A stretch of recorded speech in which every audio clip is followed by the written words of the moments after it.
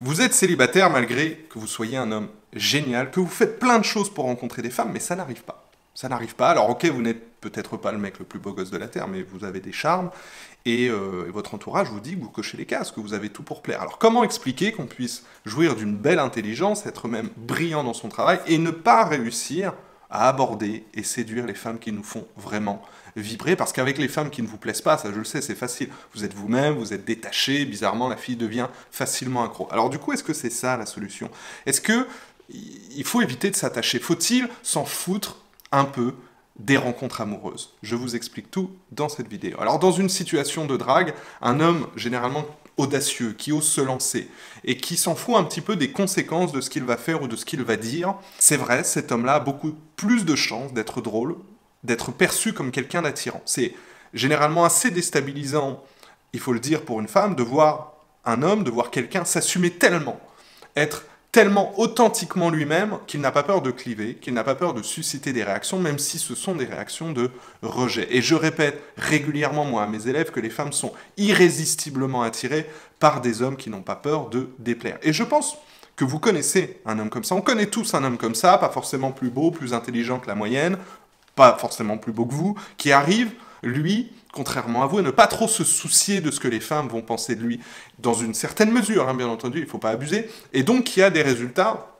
qu'on pourrait juger parfois assez extraordinaires avec les femmes, même des très jolies filles, des filles qui sont mieux que lui, essentiellement grâce à ce super pouvoir, qui d'ailleurs n'est pas réellement un super pouvoir, puisque n'importe qui peut y arriver. Donc, s'en foutre, oui, peut avoir des avantages, et pas qu'avec les femmes, hein, d'ailleurs. Je pense qu'à un entretien d'embauche, objectivement, celui qui arrive, voilà, à poser des conditions, à montrer ce qu'il veut, à dire « moi, je connais ma valeur, je veux cette rémunération ou rien », aura, à mon avis, beaucoup plus de chances d'obtenir le poste que celui qui supplie les recruteurs de le choisir.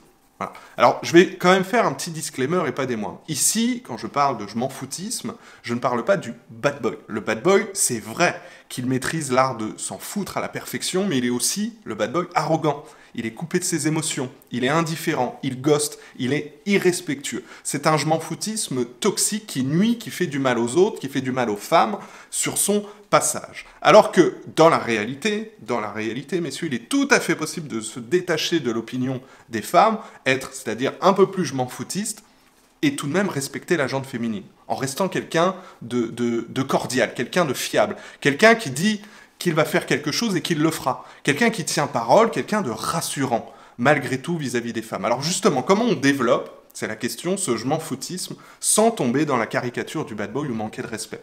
En fait, autant c'est totalement naturel chez certains d'être aussi peu attachés à ce qu'on va penser d'eux, autant pour d'autres, bah, ça ne l'est pas du tout. Tant ils sont vraiment incapables, et peut-être vous aussi, incapables de prendre des risques avec les femmes de peur de se faire rejeter, de peur de la désapprobation.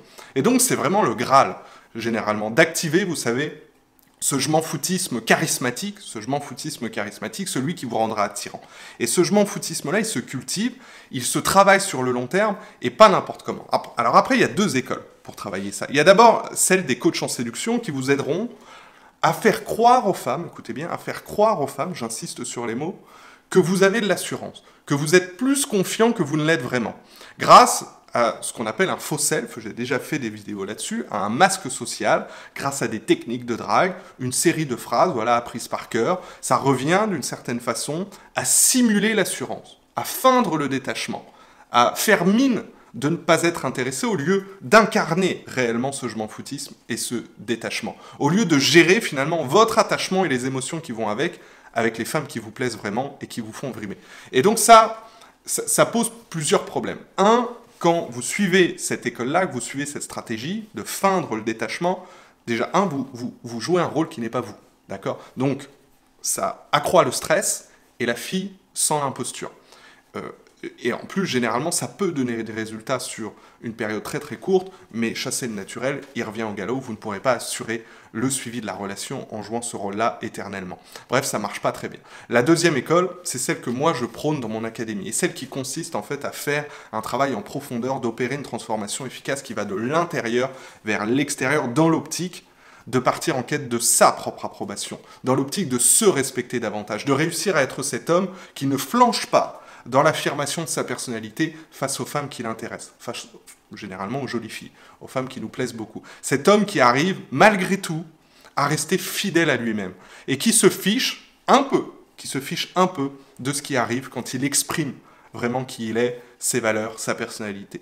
Le truc, c'est que cette transformation-là, c'est un processus long et souvent pénible, qui demande un gros travail d'introspection, qui exige aussi de changer des habitudes tenaces, qui suscite beaucoup de questionnements, de doutes, de colère, de frustration, parce qu'on regarde dans le passé, on regarde les échecs passés. Et donc ça implique réellement un énorme changement de paradigme.